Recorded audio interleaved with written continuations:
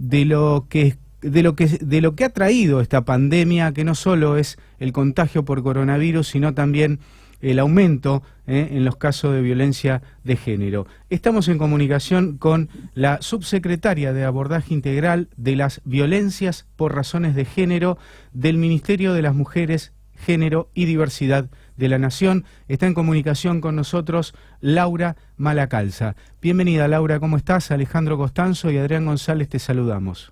¿Qué tal? ¿Cómo les va? ¿Cómo están? Gracias por la comunicación. Gracias a vos por atender. Laurana es el nombre. Laurana, perdón, discúlpame, Laurana, ¿eh? Bien, ahí está hecha la corrección. Bueno, contanos, Laurana, ¿qué es lo que están evidenciando con la pandemia y la violencia de género? Mira, sin lugar a dudas, las situaciones de violencia en el ámbito doméstico, en una situación de aislamiento social y de cuarentena, lo que genera, digamos, son que las situaciones, esto que preveíamos que pudiese ocurrir, efectivamente ocurre, que las situaciones de violencia en el ámbito doméstico siguen su curso, y que una situación de aislamiento lo que hace es agudizar las situaciones. Sí. Agudizarlas en el sentido de que es nuestra función como ministerio, que es lo que intentamos y venimos haciendo desde que se decretó la pandemia y sobre todo la situación de aislamiento social, que es generar que los dispositivos mínimos indispensables de atención y orientación, como es el funcionamiento de la línea telefónica, en particular de la línea 144, que está dentro de nuestra competencia, esté adaptada y de alguna manera, digamos, en sintonía con lo que significa estas situaciones de aislamiento. Por eso nosotros fue importantísimo garantizar el funcionamiento de esta línea con los recursos profesionales, técnicos, ampliar nuevos canales de comunicación. Claro. ¿Y cómo ha funcionado eso, Laureana? Eso ha funcionado muy bien, muy bien. De hecho, el aumento de un 39% de cantidad de consultas que hubo a la línea 144 a nosotros nos da la muestra de una mayor cercanía de los dispositivos del Estado a las personas que están en un contexto de violencia de género.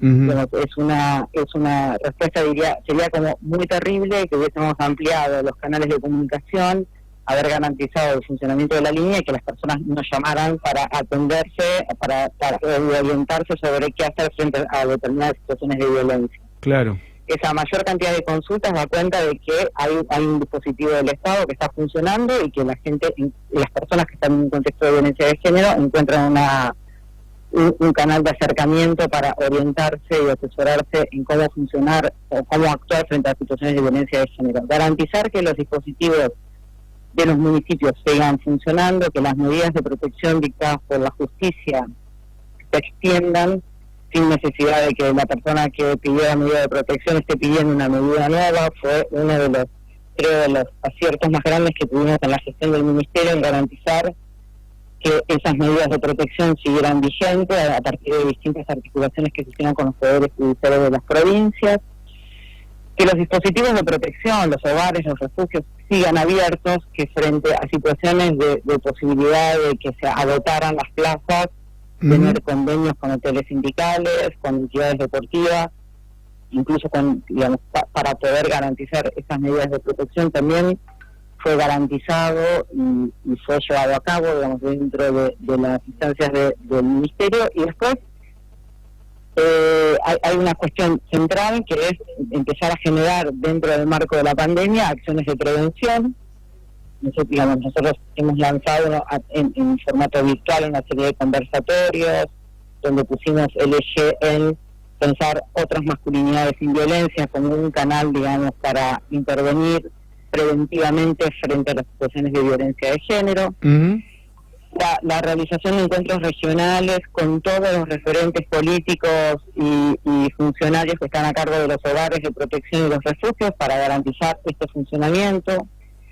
En el marco de eso, digamos, nos parece central haber podido garantizar que los dispositivos territoriales que existen en los distintos municipios y provincias sigan funcionando a pesar de este contexto de aislamiento. Sí. ¿Imaginabas que en 5 años podía lograrse esto de que exista un ministerio en donde esté representada la mujer, el género y la diversidad? Yo creo que eso fue una una definición política muy importante del gobierno nacional y es producto de una articulación entre una demanda muy fuerte del movimiento feminista, de los movimientos de la disidencia, de que haya una mayor jerarquización de las políticas públicas en materia de promoción de la igualdad y en materia de violencia.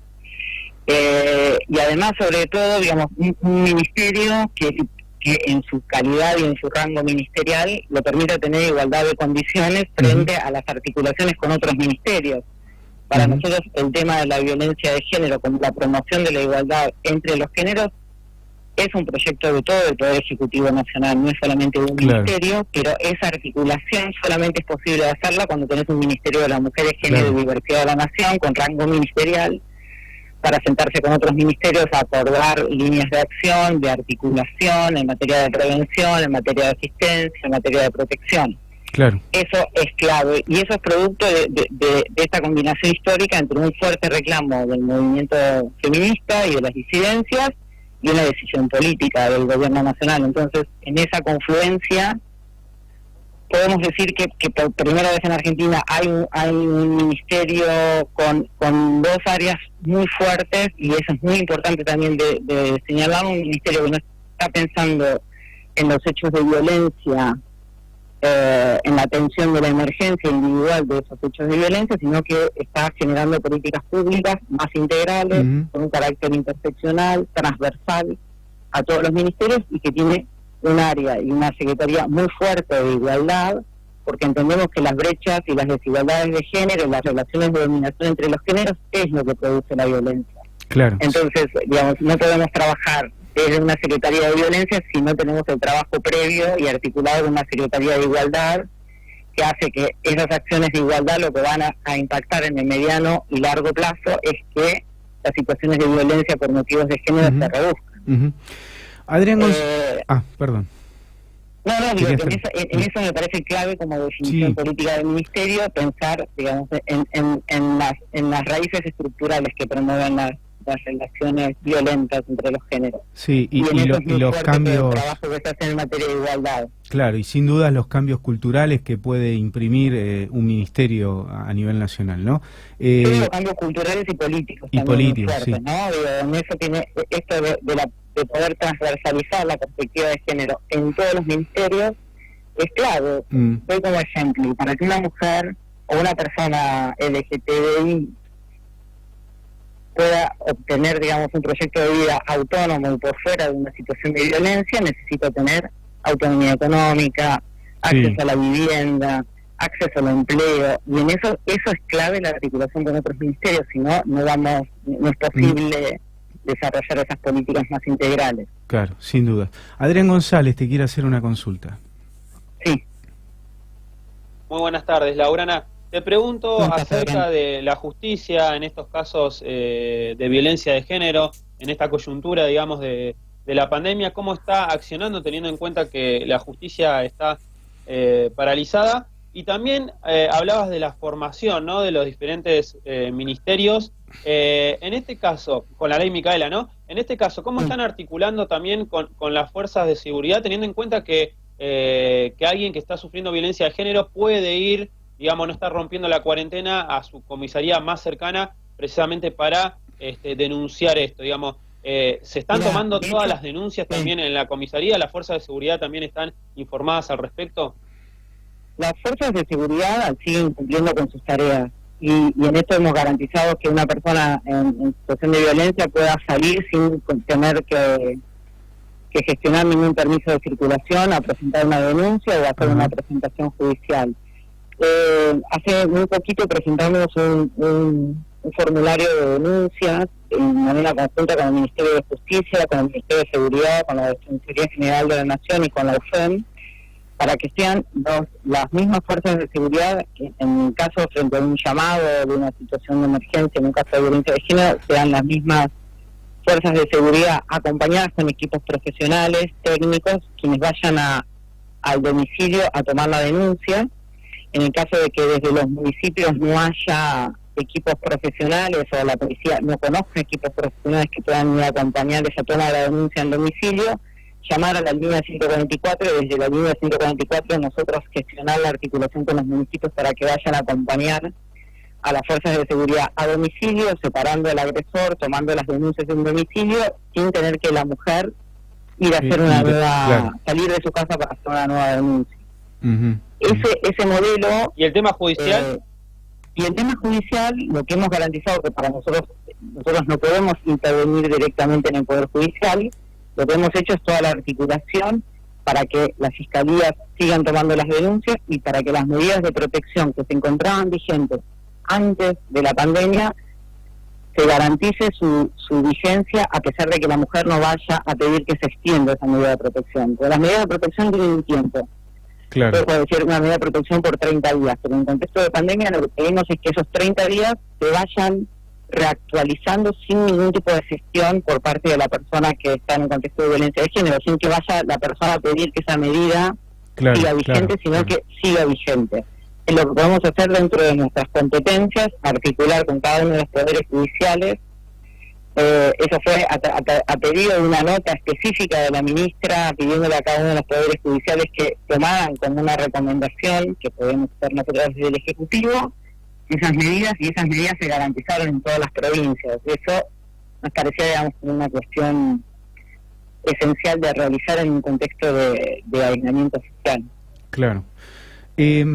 Los canales alternativos de los que hablábamos, ustedes han agregado, si mal no tengo entendido, WhatsApp para comunicarse, sí. Han agregado algún el código en la farmacia. ¿Eso funciona? ¿Está funcionando?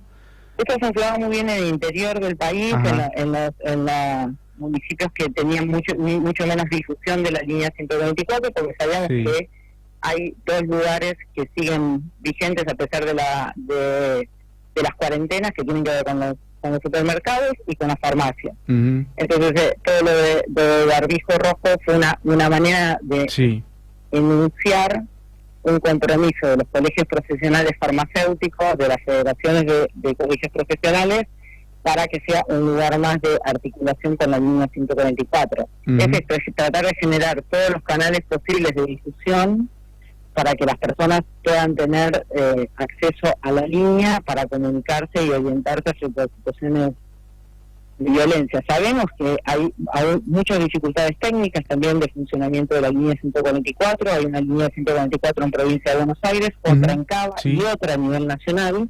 Es el mismo número, pero gestionado de manera distinta.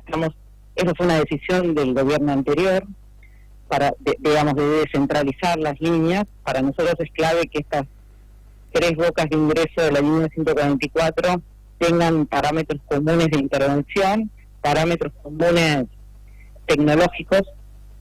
Por eso estamos haciendo algunas modificaciones técnicas para que esa veces espera que aparece en la línea 144 o demoras en la atención se puedan subsanar. De hecho, sumamos un enorme número de operadores nuevos a la línea 144 para tratar de resolver este problema que te diría fue heredado, digamos, de dificultades técnicas de la línea y de dificultades en la cantidad de personas que estaban recibiendo los llamados a nivel nacional, que es nuestro ámbito de competencia, ¿no?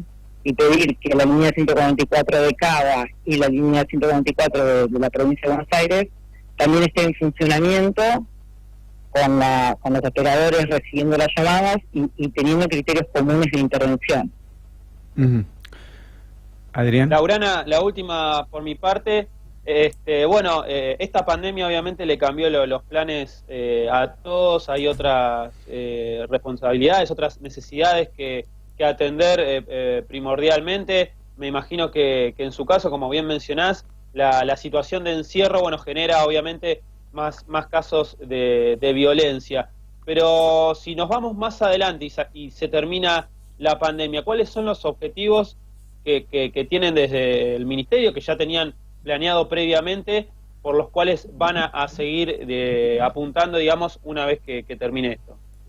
Nuestro objetivo principal es presentar el Plan Nacional contra las Violencias, que lo vamos a presentar en el corto plazo. Ahí es una sumatoria de acciones del propio Ministerio y en articulación con otros ministerios vinculados a la asistencia integral, a la protección integral, al fortalecimiento del acceso a la justicia y a la prevención de las situaciones de violencia. Eso es clave hemos armado, digamos, todo un plan de acciones que involucran esos ejes de la política pública, y nuestro objetivo en lo inmediato es ponerlo en ejecución ese plan una vez que esté presentado, en estas 3 líneas centrales, entendiendo que es un cambio de paradigma fundamental el que hemos instalado desde el Ministerio, que es un cambio de paradigma del abordaje de las violencias de manera integral, que no sea solamente el caso individual o la atención de la emergencia, y también con una línea muy importante de incluir en ese abordaje de las violencias la perspectiva de la diversidad y la perspectiva interseccional. Sabemos que las situaciones de violencia, por ejemplo, en mujeres indígenas, en mujeres migrantes, adquieren características particulares que tienen que ser, digamos, de alguna manera definidas en las políticas públicas y tenidas en cuenta en el diseño de las políticas públicas. Lo mismo las situaciones de violencia de personas que están en contextos de encierro, sea en cárceles, dependencias policiales o en centros de salud mental. Son todas acciones específicas para prevenir, asistir, a proteger a las personas en contextos de violencia de género en esos ámbitos. Y también creo que lo que tienen pendiente, que quedó, me parece pendiente, es la ley de aborto seguro, legal y gratuito, ¿no? Esto. Sí, esperemos que en las próximas sesiones legislativas eso se pueda seguir avanzando, ¿no? Bien. Te agradecemos mucho la comunicación, ¿eh? No, por favor, gracias a ustedes. No, hasta otro momento. Adiós. Laurana Malacalza, del Ministerio de la Mujer, pasó aquí